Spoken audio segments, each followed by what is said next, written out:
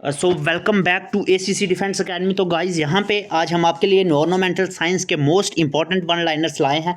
इससे पहले हमने chemistry, physics, biology and computer के मोस्ट इंपॉर्टेंट क्वेश्चंस लाए थे। आई होप आपने वो वीडियोस भी देखे होंगे। तो यहाँ पे आज हम एनवायरमेंटल साइंस के most important one liners cover करने वाले हैं अगर आप एसीसी 131 एंड 132 के लिए प्रिपरेशन कर रहे हैं। तो आज का हमारा पहला क्वेश्चन रहेगा, the term ecosystem is coined bye. देखो फर्स्टली आपको पता होना चाहिए कि इकोसिस्टम होता क्या है। इकोसिस्टम हमारे पास एक सिस्टम होता है, यहाँ पे ह्यूमन बींग्स भी रहते हैं, यहाँ पे प्लांट्स, एनिमल्स, फंजाई, बैक्टीरिया, ठीक है, हर तरह की लाइफ एग्जिस्ट करती है। उस सिस्टम को इकोसिस्टम कहा जाता है। और इकोसिस्टम टर्म किसने दी थी सबसे पहले? एजी टेंसले ने ये टर्म दी थी इन 1935 में। तो ये क्वेश्चन पेपर में पूछा जाता है, ये आपको पता होना चाहिए, ठीक है। Next one is the heterotrophs feed on plants. देखो फर्स्टली हेटरोट्रॉप्स क्या होते हैं? वो ऑर्गेनिजम्स जो कि या तो प्लांट्स को खाते हैं या एनिमल्स को खाते हैं, एनिमल्स मीट को खाते हैं और या फिर दोनों को खाते हैं। कोई भी ऑर्गेनिज्म उसे हम हेटरोट्रॉप कंसीडर करेंगे। तो वो हेटरोट्रॉप्स जो कि प्लांट्स को खाते हैं उन्हें फर्स्टली प्राइमरी कंज्यूमर्स कहा जाता है, बिकॉज वो किसी चीज़ को खा रहे हैं तो कंज्यूमर तो उन्हें कहा ही जाएगा, इसके साथ उन्हें प्राइमरी कंज्यूमर भी कहा जाता है। और इसका सही आंसर क्या रहेगा? उन्हें हर्बीवोरस कहा जाता है। मतलब इन शॉर्ट हमारे पास वो ऑर्गेनिज्म जो प्लांट्स को खाते हैं उन्हें हर्बीवोरस कहा जाता है, ठीक है। आप एग्जांपल्स भी यहाँ पे इमेज में देख सकते हो सो दैट आपको याद रहे। तो इमेजेस भी यहाँ पे लाई गई हैं। तो हॉर्स आ गया, रैबिट आ गया, इसके साथ ही काऊ, डेयर, ये सारे हमारे पास हर्बीवोरस ऑर्गेनिजम्स हैं। ये क्या करते हैं? सिर्फ प्लांट्स को ही खाते हैं, ठीक है। नेक्स्ट वन इज़ वो हेटरोट्रॉप्स जो कि मीट को खाते हैं। Heterotrophs feed on meat are called, ठीक है। वो हेटरोट्रॉप्स जो ओनली मीट खाते हैं उन्हें फर्स्टली सेकेंडरी कंज्यूमर भी कहा जाता है, ठीक है। और इसके साथ ही उन्हें कार्निवोरस कहा जाता है। वो ऑर्गेनिज्म जो मीट को खाते हैं उन्हें कार्निवोरस कहा जाता है। देखो इसमें हमारे पास एग्जांपल्स हैं, ऐसे लाइन है हमारे पास, क्रोकोडाइल है, ओल है। तो ये सारे हमारे पास क्या हैं, आप देख सकते हैं बाकी एग्जांपल्स भी। तो ये सारे हमारे पास कार्निवोरस हेटरोट्रॉप्स हैं, ठीक है। Next one is the heterotrophs feed on both plants and animals. वो हेटरोट्रॉप्स वो ऑर्गेनिजम्स जो प्लांट्स को भी खाते हैं एंड एनिमल्स को भी खाते हैं उन्हें क्या कहा जाता है? उन्हें ओमनीवोरस कहा जाता है। ये मोस्ट इंपॉर्टेंट है बिकॉज ह्यूमन बींग्स भी ओमनीवोरस में आते हैं, बिकॉज वो प्लांट्स को एज ए वेजिटेबल खाते हैं, इसके साथ ही वो एनिमल फ्लैश को भी खाते हैं, ठीक है। वो आ गए ओमनीवोरस में। इसमें देखो बियर्स हैं, रैकन्स हैं, ह्यूमन्स हैं, पिग्स हैं, क्रोज हैं, ठीक है। तो ये सारे आप एग्जाम्पल्स देख सकते हैं। ये सारी एग्जाम्पल्स किसकी हैं? ये ओमनीवोरस की एग्जांपल्स हैं। सारे एग्जांपल आपको याद रखने की, रटने की ज़रूरत नहीं है, बस आपको समझना है कि इसमें डिफरेंस क्या होता है हेटरोट्रॉप्स में, ओमनीवोरस में, ठीक है। ये आपको हर्बीवोरस, कार्निवोरस, ये आपको पता होना चाहिए, ठीक है। बढ़ते हैं नेक्स्ट क्वेश्चन पे। The base of the food chain in the ocean is. देखो यहाँ पे हमें क्या पूछा गया है कि फूड चेन का बेस क्या रहता है ओशन में। ओशन मतलब इक्वेटिक लाइफ में, वाटर की लाइफ में फूड चेन कहाँ से स्टार्ट होती है, ये पूछा गया है। देखो फर्स्टली आपको पता होना चाहिए कि फूड चेन होती क्या है। देखो एक तरह से चेन ऐसे एक सिस्टम यहाँ पे ट्रीज़ क्या करते हैं? ट्रीज़ को कौन खाता है? डेयर खाता है, डेयर को लॉइन खाता है, ठीक है। एक और एग्जांपल मैं लेता हूँ फूड चेन की। ऐसे हमारे पास फ्लावर्स हैं, फ्लावर्स को फ्लाइज खाती हैं, फ्लाइज को फ्रॉग्स खाते हैं, फ्रॉग्स को स्नेक खाता है, स्नेक को ईगल खाती है। तो इस तरह से फूड चेन बनती है, ठीक है। उसी तरह से हमें क्या पूछा गया है कि ओशन के केस में इन एक्वेटिक लाइफ बेस क्या होता है फूड चेन का? That is phytoplankton. फाइटोप्लैंक्टन से ही फूड चेन शुरू होती है। तो फाइटोप्लैंक्टन एंड एल्गे, यहाँ से आप एल्गे भी नोट कर सकते हो, यहाँ से फूड चेन स्टार्ट होती है। बिकॉज फाइटोप्लैंक्टन या एल्गे को कौन खाता है? स्मॉल फिश खाती हैं, जू प्लैंक्टन खाते हैं। तो यहाँ से फूड चेन स्टार्ट होती है, ओके। इसके साथ ही डिकम्पोजर्स क्या होते हैं? डिकम्पोजर्स क्या होते हैं? डिकम्पोजर्स हमारे पास आ गए बैक्टीरिया एंड फंजाई, ठीक है। देखो फर्स्टली डिकम्पोजर्स हमारे पास वो माइक्रो ऑर्गेनिजम्स होते हैं जो कि किसी भी सब्सटेंस का ब्रेक डाउन करते हैं, ठीक है। तो बैक्टीरिया एंड फंजाई हमारे पास आ गए डिकम्पोजर्स, ठीक है।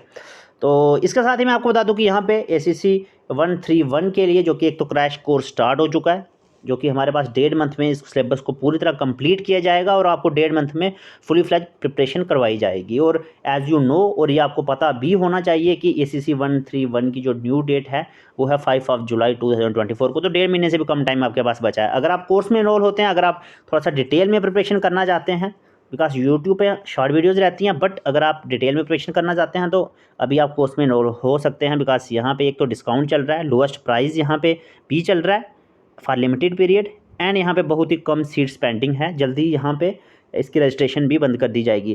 देखो, अगर आप कोर्स में इनरोल होते हैं अभी तो आपको श्योर शॉट नोट्स मिलेंगे, आपको रिकॉर्डेड लेक्चर्स मिलेंगे, आपको रात को 9 बजे से लेकर 11 बजे तक क्लासेस भी मिलेंगी। यहाँ से आपके टीचर्स के साथ इंटरेक्शन कर सकते हैं, आप डाउट क्लियर कर सकते हैं। बट अगर आप क्लासेस अटेंड नहीं कर पा रहे हैं ना, तो आप रिकॉर्डेड लेक्चर्स को भी बाद में अपने टाइम के अकॉर्डिंग जब भी आप फ्री होते हैं बिना नेटवर्क के इशू के आप उनको देख सकते हैं। ठीक है, इसके साथ ही मैराथन क्लासेस रहेंगी। जब आपका एग्ज़ाम में 10-15 दिन रहेंगे तो वहाँ पर आपको मैराथन क्लासेस मिलेंगी।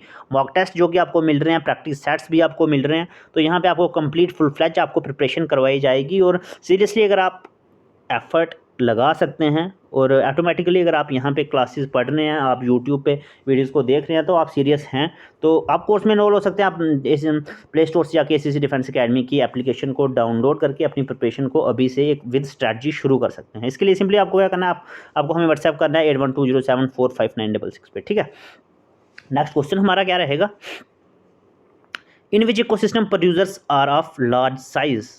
ठीक है, कौन सा इकोसिस्टम है यहाँ पे प्रोड्यूसर्स का साइज सबसे बड़ा होता है। देखो, जनरली प्रोड्यूसर्स वो होते हैं जो कि जिनमें एबिलिटी होती है अपना खाना प्रिपेयर करने की। ठीक है, तो हमारे पास सब वो इकोसिस्टम यहाँ पे प्रोड्यूसर सबसे ज़्यादा होते हैं। वो हमारे पास आ गए प्लांट्स आ गए, ठीक है, ट्रीज़ आ गए, इनकी सबसे ज़्यादा इनका साइज़ रहता है। ठीक है, और यहाँ पे हमें क्या पूछा गया है कि सबसे ज़्यादा साइज़ किसका रहता है, तो ग्रासलैंड सिस्टम में रहता है। देखो, ग्रासलैंड सिस्टम में हमारे पास फॉरेस्ट आ गई जिसमें ट्रीज़ भी हैं, प्लांट्स भी हैं। तो इसमें अब देखो प्लांट्स, अब ये क्यों होगा, प्लांट्स या ग्रासलैंड इकोसिस्टम फर्स्टली इसमें प्लांट्स एंड ट्रीज़ आ गए, और ये हमारे पास लार्ज साइज़ इकोसिस्टम है।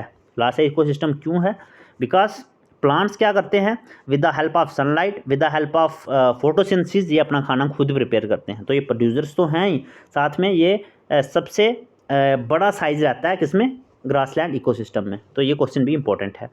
नेक्स्ट क्वेश्चन है natural resources which are renewable.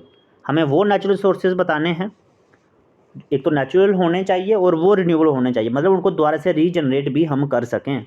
ठीक है, तो वाटर को भी रिन्यूएबल सोर्स कंसीडर करा जाता है। ठीक है, इसके साथ ही वुड, ये भी हमारे पास रिन्यूएबल सोर्स है।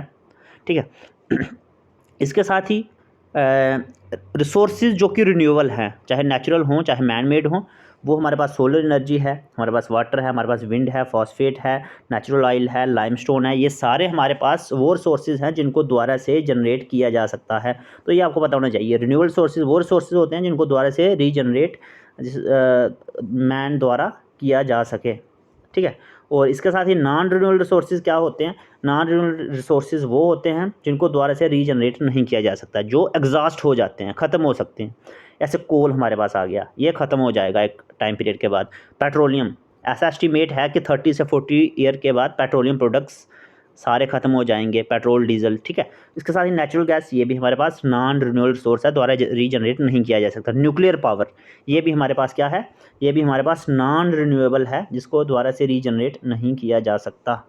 ठीक है, तो ये मोस्ट इंपॉर्टेंट क्वेश्चन हैं।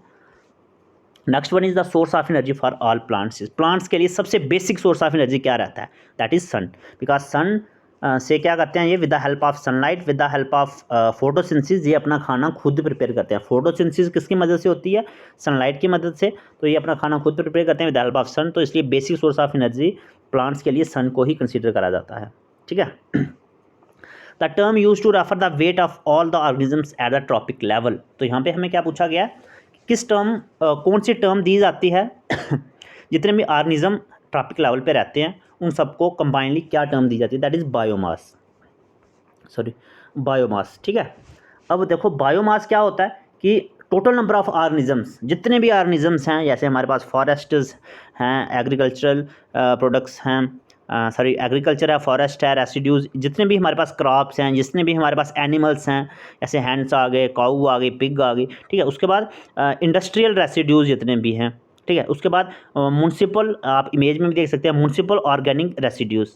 ठीक है, तो ये भी हमारे पास सारे किस्में इंक्लूड होते हैं, जितने भी ऑर्गेनिजम्स टोटल इनका कंबाइंड लेवल, इसे क्या कहा जाता है, इसे बायोमास कहा जाता है इसमें। बट वाटर को एज ए बायोमास कंसीडर नहीं किया जाता। सिर्फ यहाँ पे देखो म्यूनसिपल वेस्ट भी बताया गया है, municipal waste, but water is not a biomass. ये नेक्स्ट मैं आपको बताऊँगा क्यों नहीं होता, सॉरी, ठीक है। इसके बाद the unit of energy is, ठीक है, यूनिट एनर्जी का यूनिट क्या होता है, किस में मेजर करा जाता है एनर्जी को, तो जूल में मेजर करा जाता है, ये आपको पता होना चाहिए।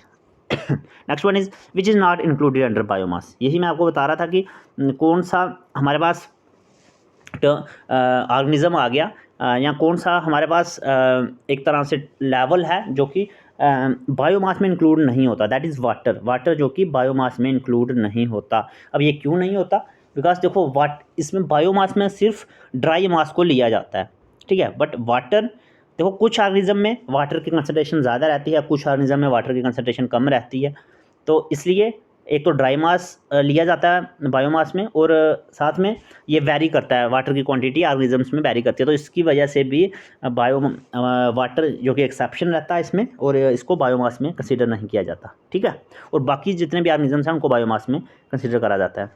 Next one is plants which grow on other plants. वो प्लांट्स जो कि दूसरे प्लांट्स पे ग्रो करते हैं उन्हें क्या कहा जाता है, तो इमेज में भी शो हो रहा है, देखो प्लांट्स है उसके ऊपर दूसरा प्लांट ग्रो हो रहा है, तो इन्हें क्या कहा जाता है, इन्हें एपिफाइट्स इन्हें कहा जाता है, ठीक है, इंपॉर्टेंट क्वेश्चन है, ये पेपर में पूछा गया है। Next one is most commonly used disinfectant in water purification. Water को प्यूरिफाई करने के लिए कौन से डिसइंफेक्टेंट का यूज़ करा जाता है, दैट इज इसका सही आंसर क्या रहेगा, क्लोरीन। क्लोरीन को as a disinfectant water purification के लिए यूज़ करा जाता है। आप मुझे कमेंट बॉक्स में बताओगे कि क्लोरीन के बजाय और किस किस डिसइंफेक्टेंट का वाटर प्यूरिफिकेशन के लिए यूज़ करा जाता है, ठीक है, ये आपके लिए टास्क है। Next one is main pollutants that contribute 90% of global air pollution. तो एयर पोल्यूशन के लिए सबसे ज़्यादा कंट्रीब्यूट कौन सी गैसेज करती हैं, 90% तक कौन सी गैसेज कंट्रीब्यूट करती हैं किसके लिए,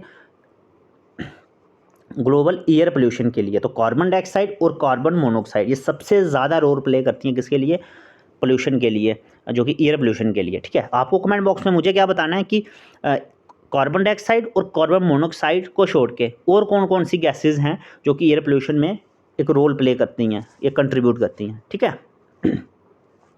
next one is permissible limit of iron in drinking water. कितनी लिमिट होनी चाहिए आयरन की वाटर में जो कि उसको पानी को पिया जा सके, तो कितनी परमिसिबल लिमिट अलाउड होती है वाटर के लिए, तो 1 ppm 1 पार्ट्स पर मिलियन तक अगर आयरन रहता है वाटर में तो वो हमारे पास एक परमिसिबल लिमिट मानी जाती है, ठीक है, उससे साइड इफ़ेक्ट कम से कम होते हैं, ठीक है।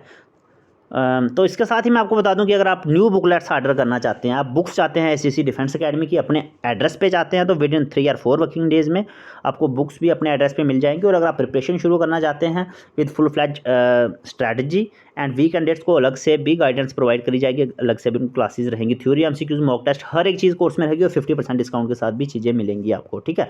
तो आपके लिए सिंपली क्या करना है, आपको 8120745966 पे में मैसेज करना है, ठीक है।